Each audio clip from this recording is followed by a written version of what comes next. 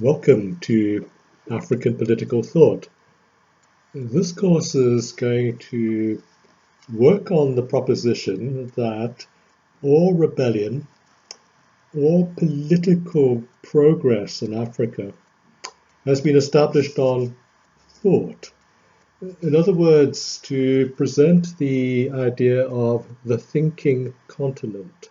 Now, this was something which was not always in the minds of even the great thinkers in the middle part of the 20th century, for instance, on the eve of the independence of most of sub-Saharan Africa. You'll remember that when Jean-Paul Sartre, the great French existential philosopher, wrote the foreword, it was called the preface, it was a very, very long preface to Frantz Fanon's great work, The Wretched of the Earth, Les Damnés de la Terre, and he presented this image of the necessity for rebellion, of uprising, of a fight for liberation, by saying that he could understand the image of the native hiding in the bush with his coiled muscles waiting to explode because of the denigration that he had faced. Now, this was pretty much a stock image, and the coiled muscles image was something, of course, which denied the possibility of philosophy or political thought to the native. And to a certain extent, although it reflected some of the themes of Fanon's work, the rage that led to rebellion, it was a most inept image because, of course, Fanon's great work, among many, was that there was a very, very thoughtful series of reasons that could be put together into a complete rationale for why black people sought not just freedom, but above all, equality. When you read his other famous work, Black Skin, White Masks, this quest for equality is very, very much there. Basically, in that book, he's looking forward to one day African thinkers, writers, composers, philosophers being regarded as the equal to composers like Tchaikovsky, to thinkers like Hegel. He basically, as with his colleague, his compatriot from Martinique, Aimé Césaire, basically put forth the proposition that there was a rendezvous at the place of victory. Now, Césaire was much more of a colleague of Léopold Senghor than of Fanon directly, but they both inhabited a Paris that was vibrant and which absorbed exiles from many, many countries. The great Iranian philosopher Ali Shariati, for instance, was also resident in Paris at about the same time as Fanon. Sartre wrote the preface for one of his books as well, and in fact, it was Shariati who translated Fanon into Farsi, the Persian language. So there was this intermixture of influences. And of course, when you read Fanon closely, particularly his psychoanalytic case studies about the effects of trauma on those who had been oppressed primarily by French forces in Algeria, what you have there is a great intellectual debt to French psychoanalytic philosophers like Lacan. So the basic premise about thinking one's way forward has to be augmented by the proposition that one thinks one's way forward towards freedom and equality so that one can take part in the global commons. One must therefore be able to think and rebel in a way that is meaningful to the world at large. So there's a contradiction here because at some stage, of course, one wishes to propose also the value of authenticity. And many people have labored this particular point, although it's a very hard point to labor.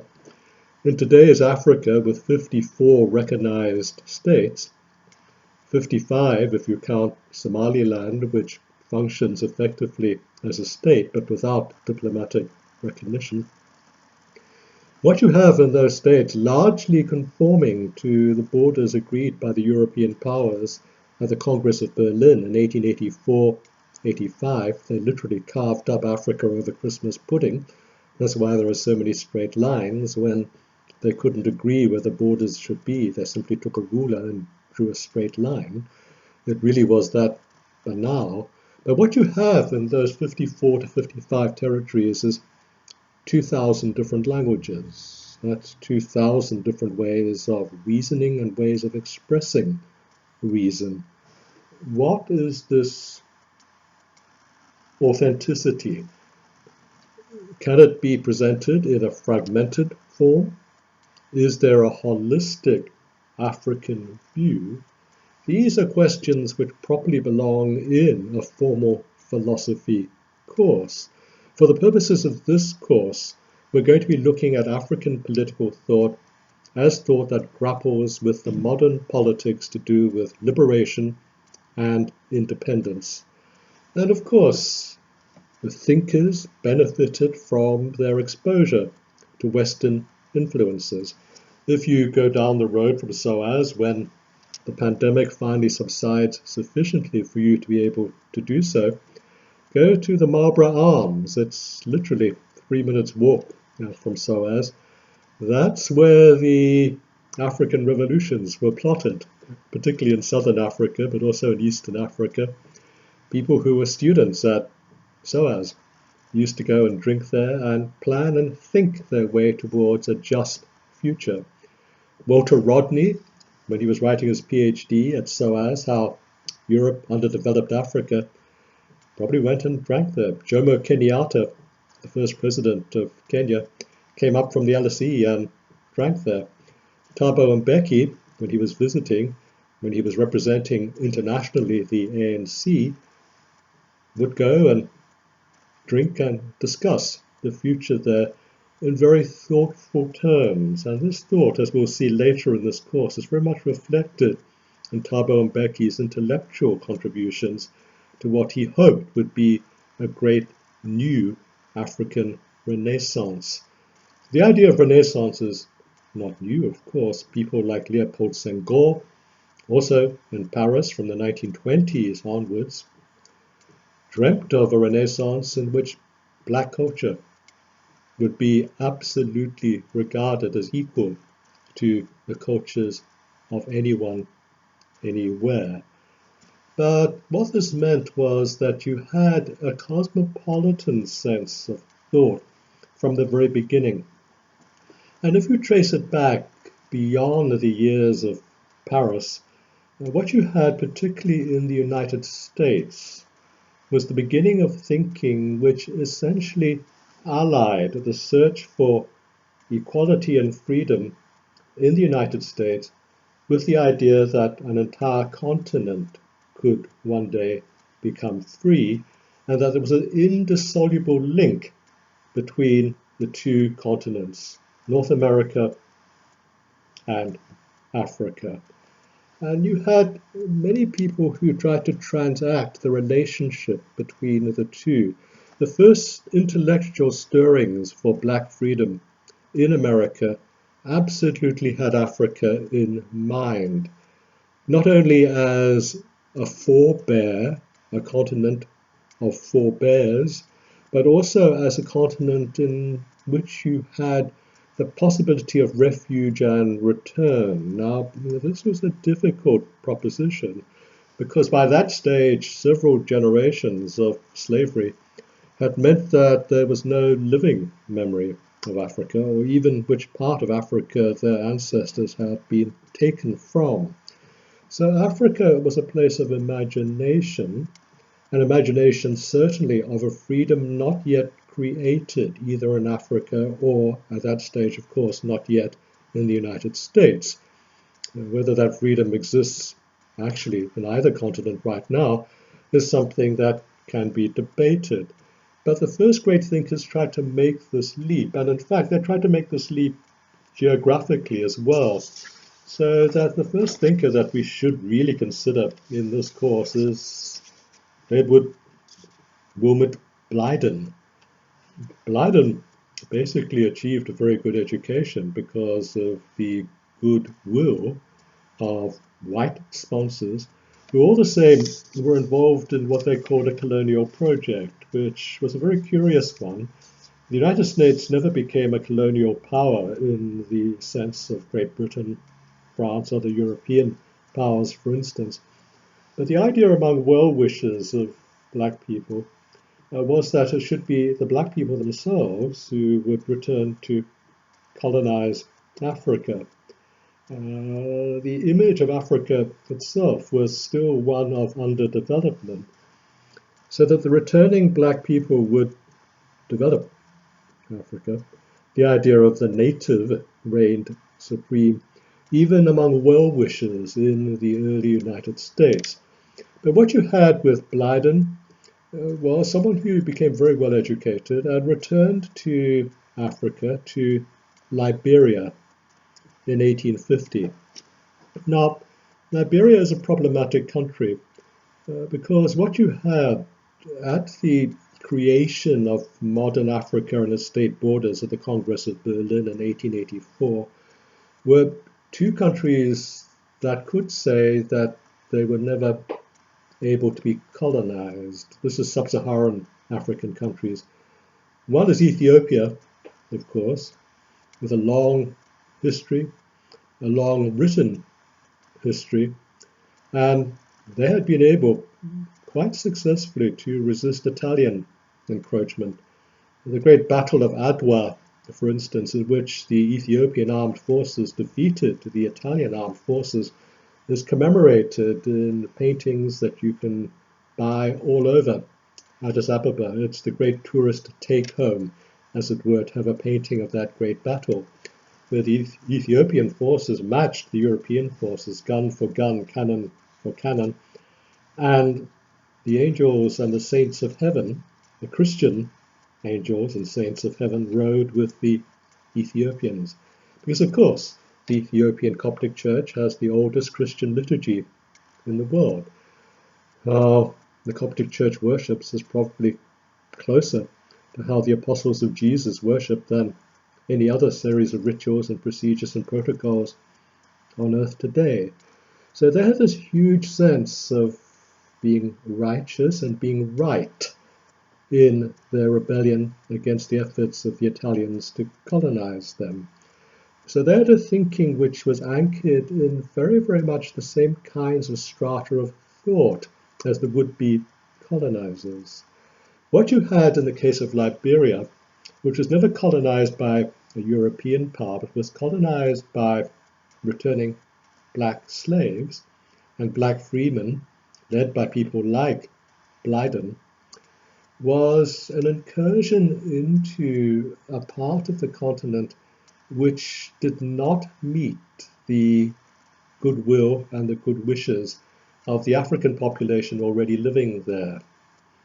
In other words, these were strangers, these were outsiders, these were people with new ideas, these were people who were essentially Americans. And the tension, the cleft between urban society clustered around Monrovia, the capital of Liberia today, and the hinterland where the retreating native populations went, that tension is still very keenly felt in the political clefts and divisions of Liberia today. So there are divisions and divisions. Now, Liberia was a partner project to the British one in Sierra Leone. And this is why the country is called Liberia, the land of liberty. This is why the capital of Sierra Leone is called Freetown. British slaves, freed slaves, were returned there, although that became a British colony through and through. But it meant that Blyden was able to travel backwards and forwards between the two adjacent countries and the freed slave populations with a common language of English in both, and basically helped to establish the very first university in sub-Saharan Africa, then called Fura Bay College, now a constituent college of the University of Sierra Leone. So bringing freedom meant bringing education, bringing education meant education at the highest level, at university level. So the idea of thought was something which was structured and approached at its zenith by the same procedures and stages as European education. So these contradictions continued to dominate. But what Blyden had in mind was the idea exactly of a freedom that was equal, which meant that the first governmental institutions in Liberia, and he actually held high office in Liberia, were replicas of the institutions of government in the United States. He actually stood unsuccessfully at one stage for the presidency of Liberia. So you had this whole question of not only what does it mean to be free, but what does it mean to be a civic person, a citizen of a free country? What constitutional rights then proceed as an antecedent towards any contemplation of traditional rights? And again, that cleft, that contradiction, that division plagues so many of the problems that are apparent in today's Africa. And of course, Blyden was in some ways prophetic because he wrote a very great book about what was at that stage still called the Negro race, and he used that title in one of his books about the relationship between the Negro race and Islam. Basically saying, okay, you've got Christianity, you've got Islam, you've got the Negro race. What is going to be the interface, the interchange, the interconnections among these things in a free Africa? What is the nature of Islam that could facilitate a beneficial exchange? These are questions that he raised at a very, very early stage.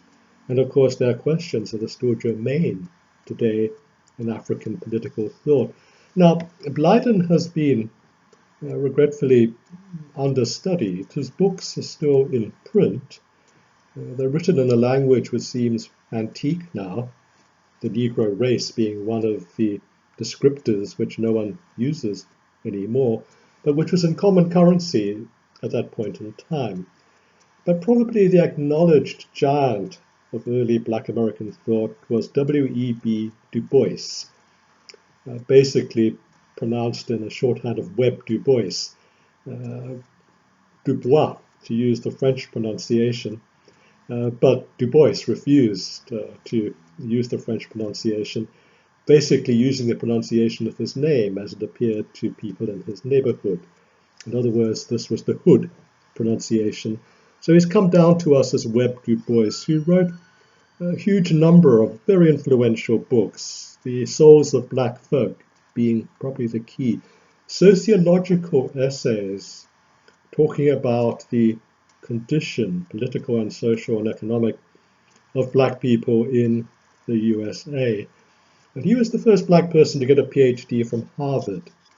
So again, what you had was this idea that one becomes emancipated by becoming educated. One becomes educated at the highest levels.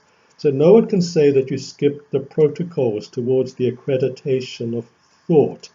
In other words, the thinking Negro was not really thoughtful unless he could demonstrate the accreditation of his thought. This was something which haunted a huge number of the early thinkers, how to become accredited in one's thinking so that one would then have this kind of platform from which to rebel against dominant structures, particularly of colonialism and subjugation. Internal subjugation in the USA, the subjugation of colonial powers in the African continent as a whole. So you had, following Du Bois, this whole emphasis on education. And of course, what you had was an argument in America between Webb Du Bois and Booker T. Washington, about the progress of education and its relationship to the progress of freedom. Washington was prepared to accept that the black people would remain temporarily subservient if the white dominant classes educated the Negro race.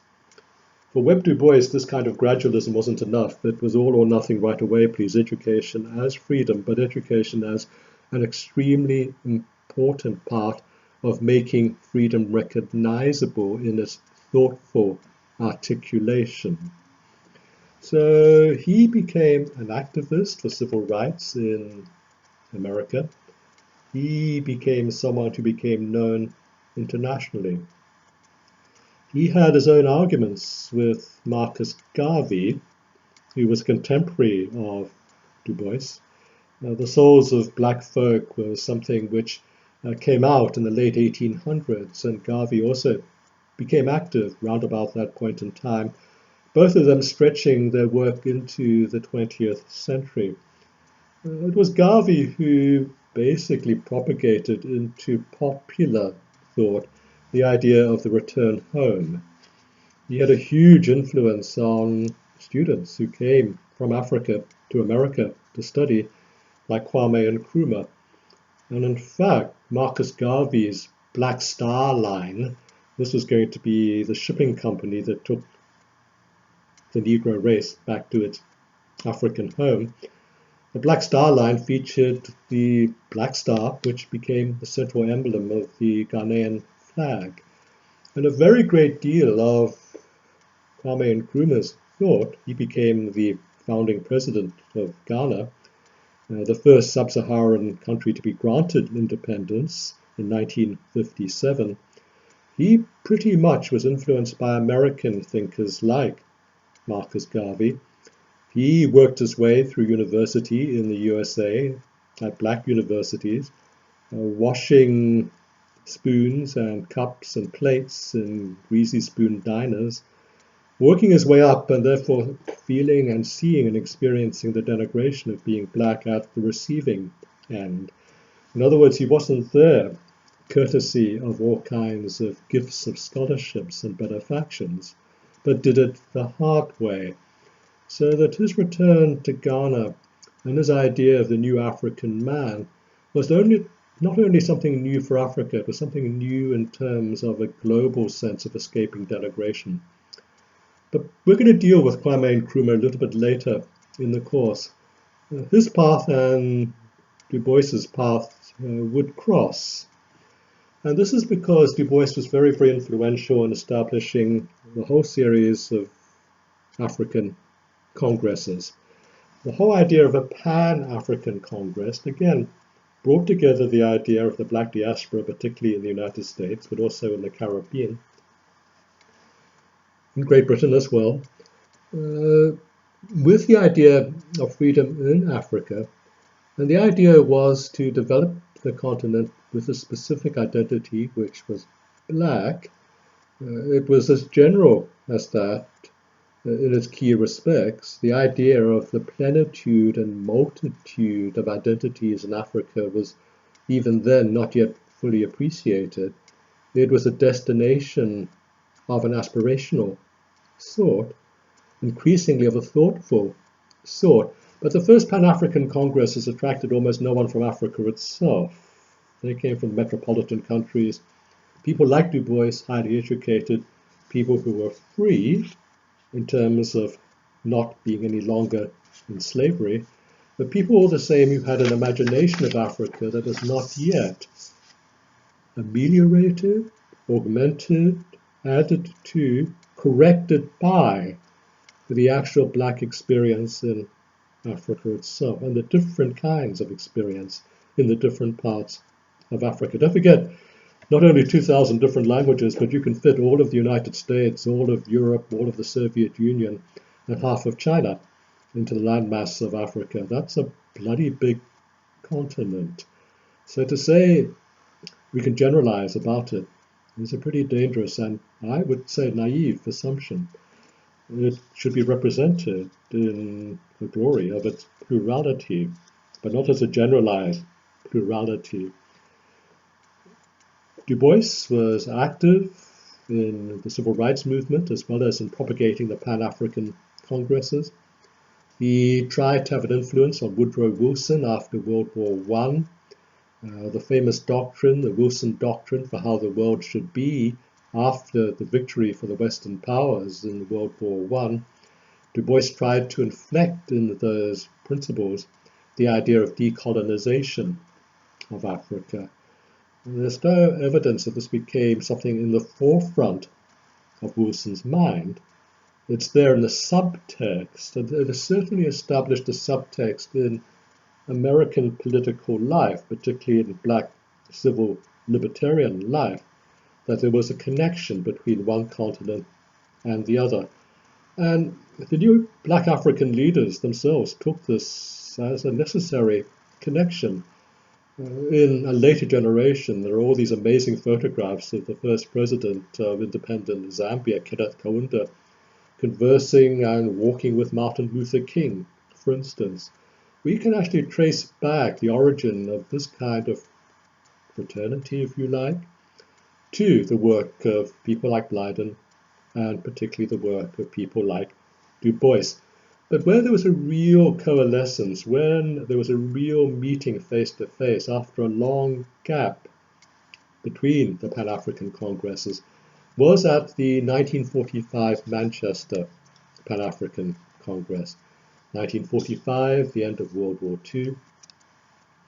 The idea that a new world order was definitely about to begin, the defeat of fascism, of that kind of totalitarianism, which also meant the defeat of a Nazi ideology that wished to have ethnic cleansing, witnessed the genocide of 6 million Jewish people in Europe at the hands of the Nazi program of extermination, the program of ethnic cleansing in its most brutal form. People hoped that this new world order was something which would also mean an ethnic equality. To achieve that, there had to be an equality of states as well as an equality of peoples. And the equality of states meant that independence had to start being given by the metropolitan powers. And in fact, with Ghana, what you had in 1957 was only 12 years after the end of World War II. So it began quite quickly. The French colonies began to be given their freedom in 1960, and this is probably on an unwritten agreement between de Gaulle, the leader of the Free French during World War II, who, when he fled to Great Britain after the defeat of the French armies by the German Panzer forces, confronted Churchill and said, "I am the leader of the Free French." And Churchill snorted and said, "Of what are you the leader? France has fallen." And de Gaulle's riposte was, "The colonies have stood firm." And it is thought that the deal with the colonies was an arrangement that de Gaulle came to with the nationalist leaders. Support us. After the war is over, should we be victorious, we will start the process of decolonization. Of course, the French process of decolonization tied the former colonies very, very closely to France, much more closely, in fact, than the British colonies were tied to Great Britain. But there you had circumstances which I shall describe just a little bit later on. In terms of the 1945 Pan-African Congress in Manchester at the end of World War II, what you had was the influence of people like George Padmore, working in Britain but of Caribbean origin. And for the first time, you had a plenitude of delegates from Africa itself. Webb Du Bois was there. He had transcended all of the congresses from the very first one that he had organized in the United States right through half a century later to Manchester, 1945. But also there were people like Nkrumah, people like Kenyatta, even very conservative figures like Hastings Banda, who would become the first president of Malawi, as we now call it. There was this whole congregation basically saying, we can propose a timeline for independence. And indeed, the timeline was pretty much already written. It was a timeline which had been radically brought forward by the war. As the war was beginning, the British began drawing up plans for eventual decolonization.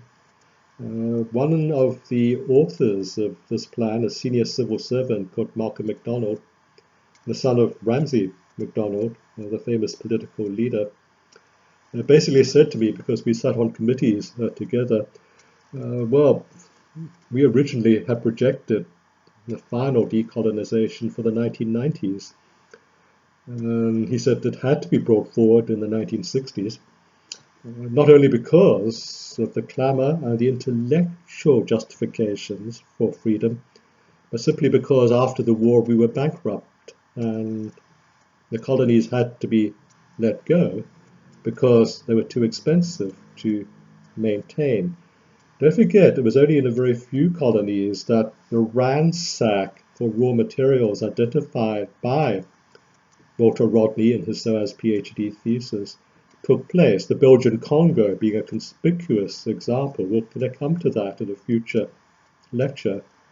But in many of the British colonies in particular, there was what Anthony Kirk Green, my mentor at Oxford, called the thin white line, which wasn't going to hold very much longer because Britain then, as now, was going through one of its phases of economic penury. We haven't been a great power for quite a number of years, I hasten to add, slipping in and out of these economic catastrophes. This one worked to the benefit of an earlier than planned independence for Africa, which meant that the 1945 Pan-African Congress in Manchester was one of hope, expectation, and a joining of forces between black thinkers from America and emerging black thinkers from Africa itself. Black leaders who are also thinkers, drinking often, as I said, at the Marlborough Arms around the corner from SOAS. They all came to SOAS either as enrolled students or as occasional students, basically sharing their ideas while having a pint at a pub which has had the sense to maintain its decor despite several renovations. It's always renovated so it looks exactly the same. So one day, if you can, go there, have a drink, and history was thought there. This idea of thinking, as I said, was also in France, not just because of Fanon, but also particularly by people like Aimé Césaire from Martinique, and people like Léopold Senghor from what is now Senegal. Senghor is a case in point here. He went to Paris to study. He was there from the end of the 1920s. He attained the French degree, the agrégation, the aggregation. The agrégation is tougher than any degree we have in any English provision, either here or in the United States. It is something which is so rigorous that people fail it time and time again. To come first or second in the agrégation meant that you were some kind of super genius. I hasten to add that Jean-Paul Sartre and Simone de Beauvoir did come first and second. But even Léopold Senghor failed it the first time around. But he recovered from that, took the agrégation, and thereby won the admiration of French intellectual society. He rose, he became a deputy in the French Parliament. He became elected a member of the Académie Française, which was the highest intellectual honor that could be bestowed upon anybody. And he became a professor of classics. In other words, he could do Latin and Greek better than almost anyone else. In other words, his formation was classical. And it met all of the hallmarks of formation, of formation, that gave him accreditation at the highest level. And this sense of being accepted intellectually meant that he lent a veneer to French decolonization of possibilities that were not only political but also intellectual. Now, what you had, as I said, at the Pan-African Congress in Manchester in 1945, And in forebears like Senghor, forebears like Fanon, who was a qualified medical doctor and psychiatrist, what you had was this sense of equality, even in fact superiority. In other words, the old adage, you have to try harder to be regarded as equal, you have to do more in order to achieve a foundational point of equality. Well, that was true. In the case of those two, it was certainly super true in the sense of Senghor. But where Senghor is of great importance, and this is where it loops back to America, was in his proposition of a negritude. The idea that in cultural terms at least, although not yet in scientific terms, but in cultural terms, what you already had was a black African equality with anything that had been able to be produced by white civilization. And the ingredients of this negritude, of this black culture, lay in the literature, the songs, and the expressible cultures of Africa, the artistic cultures of Africa. Now, this is a very controversial proposition, but it had its influence. What you had pretty much already by the time that you were thinking about black culture was a black culture that was already becoming global, not only in the sense, as we all know, to the hackneyed example of a brief period of Picasso's production being influenced by French artistic, by black African artistic work, sculptures from Benin, other parts of West Africa, for instance, obviously had an influence on part of Picasso's trajectory. But you also had a penetration the other way. You had a penetration of jazz. In other words, what you had in terms of the music developed by black slaves in the United States, using African rhythms, but using modern instruments like the saxophone, the electric guitar, that kind of thing, worked its way back to Africa, developed a musical culture with its own characteristics, its own ideas of cross rhythm, influenced jazz again, racing club, Paris jazz, but also an interchange between the jazz that developed in the Harlem Renaissance in the United States, people like Louis Armstrong, his connections to the jazz scene, particularly in Southern Africa, the solidarity between him and the South African trumpeter Hugh Masekela. You already had an interchange which was, as it were, a conflation, a fusion, a hybrid, where African rhythms, Western instruments, developed something new, which is then exported back as an augmentation of what had been developed in America.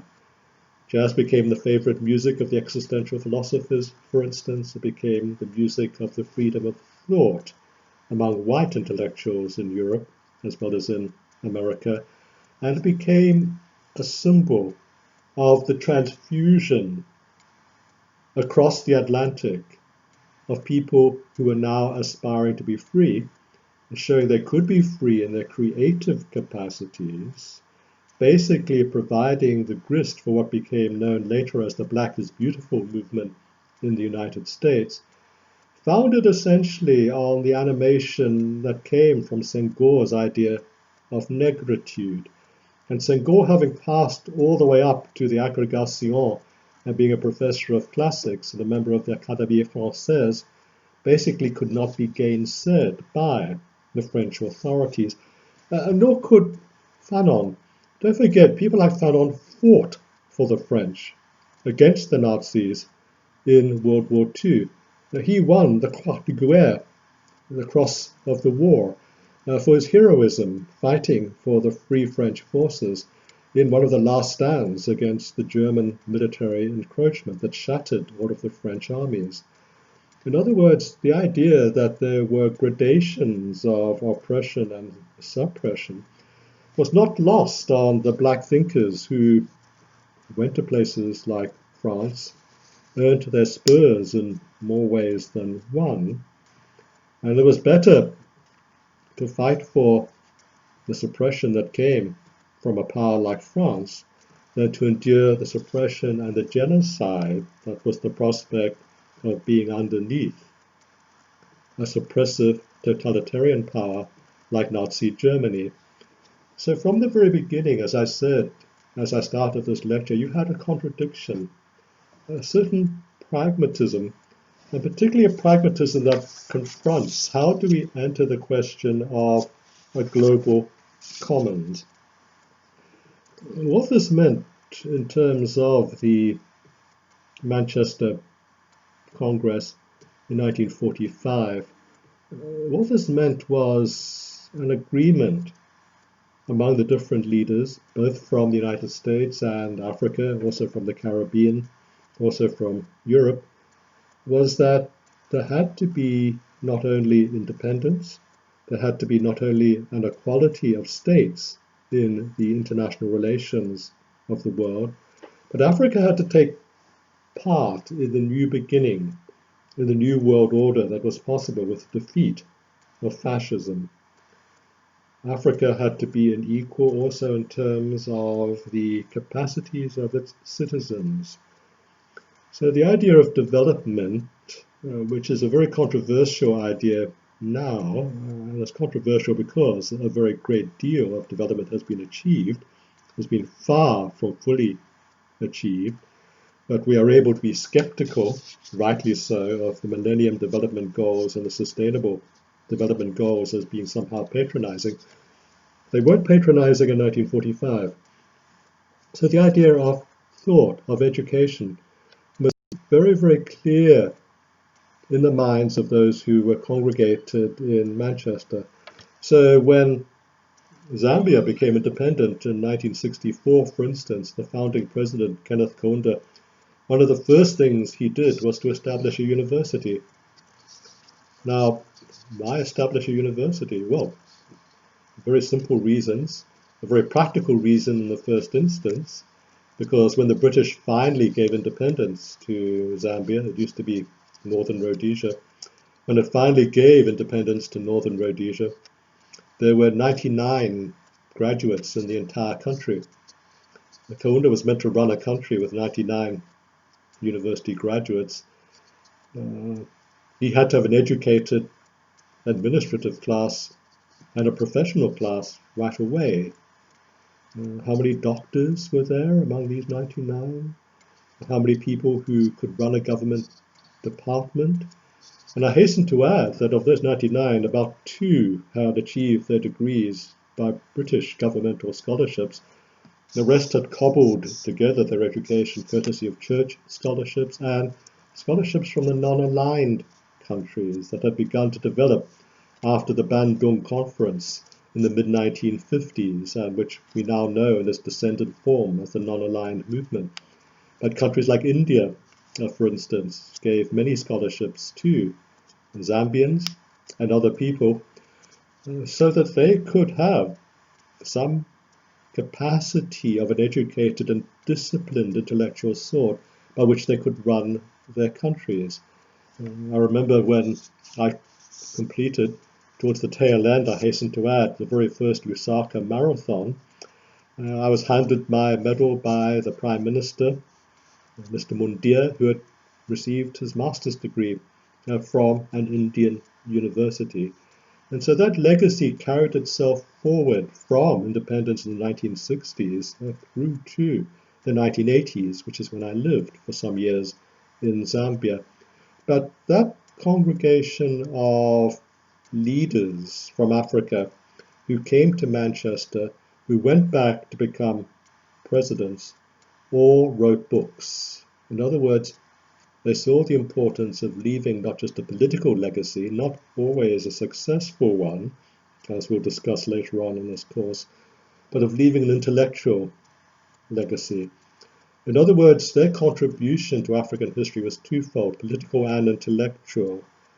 And it's this conjoint contribution which forms the basic theme of this particular course of African political thought.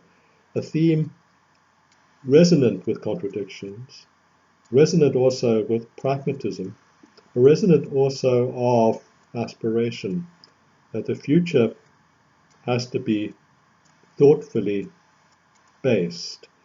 Now, this means you have a thoughtful base which, although is present in different forms in 54 to 55 different countries, nevertheless has considerable metropolitan influences. You can't escape that kind of formation.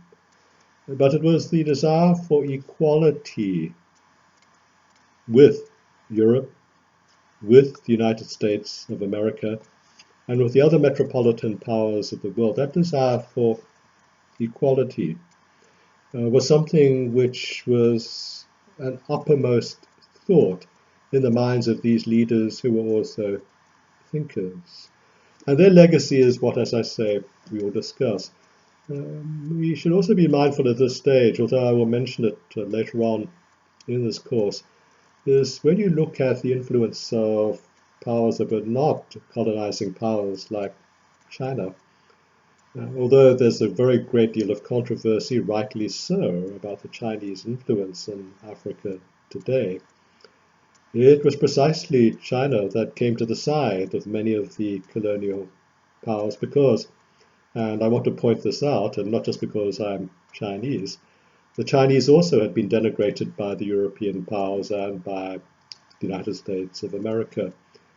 Never colonized, but the imperialization of the coastal cities, the denigration of Chinese culture, and essentially the subjugation of Chinese people around the world, so that when I was born to a refugee family in World War II, I was born after World War II, in New Zealand, at the time of my birth, there were still laws against the Chinese in New Zealand. So even in countries that we now regard as the very paragons of liberalism, this kind of discrimination was felt. So that when the Chinese say that they have a solidarity, actually they mean it, even if they misuse it in the perceptions of many. So a very great deal of the early help came not only from India in forms of educational assistance, other members of the non-aligned movement, but also in the reaching out in terms both of infrastructural provision, but also in terms of training liberation armies, although they sometimes chose the wrong side when they were competitive liberation armies, the reaching out of the Chinese. So that in more ways than one, the development of Africa was polyglot and multitudinous in terms of its animations and in terms of those who came to the side of a continent. When we look back, we're looking at a continent in its sub-Saharan guise, which has been independent because of the gap of 3 years from Ghana in 1957 until the first wave of independences in 1960. And as I said, with the exceptions of Ethiopia and Liberia, what you had from 1960 now to the present day is a very, very short time. In other words, we are still looking at the veterans of World War II. We're still looking at the veterans of independence in 1960. From then to now, it's just over 60 years. So you're looking at something which is still within memory. And the aspirations of that period are still within memory. Those aspirations have not necessarily changed. So you still have the search for the formation of thought, the formation of universities, the desire to be able to say that we are on equal terms with anyone in the world. That kind of aspiration towards thought is something which is excluded from the perceptions of very many observers of Africa, where the idea of the noble savage, the idea of the native with his coiled muscles waiting to explode, the idea of the Negro race in its denigrated form, those ideas have not gone away completely, if at all. On the converse side, the idea of aspiring to equality through thoughtfulness is still there. And it's that kind of thoughtfulness, ladies and gentlemen, that I want to explore in this course. We'll be going through different thinkers, their different philosophies, their different styles of leadership. We'll be coming towards the end of the course about what all this means today, because 60 years, after all, is time to regard oneself as somewhat mature, if not in some senses almost past it. I certainly feel past it myself. What does all of this mean in terms of legacy? Because we have generations now who were born free several times over, well, a couple of times over. What does it mean for them and for the next generation? When I was a visiting professor, just between the freedom of Nelson Mandela in 1994 and majority rule in 1990 and constitutional freedom in 1994 in South Africa, and there was the first influx, the first wave of black students being admitted to the great South African universities. I was a visiting professor of what was then called the University of Natal. What all of my students said to me when I said, "What do you want to achieve?" And they said, "Equality." And I said, "Are you going to achieve it by successfully studying at this place?" And they said to me, "Look, this is the absolute prerequisite. We're going to be your best students. You're going to be proud of us. We're going to graduate with the most highest of flying colors that you could possibly award to us." And they did.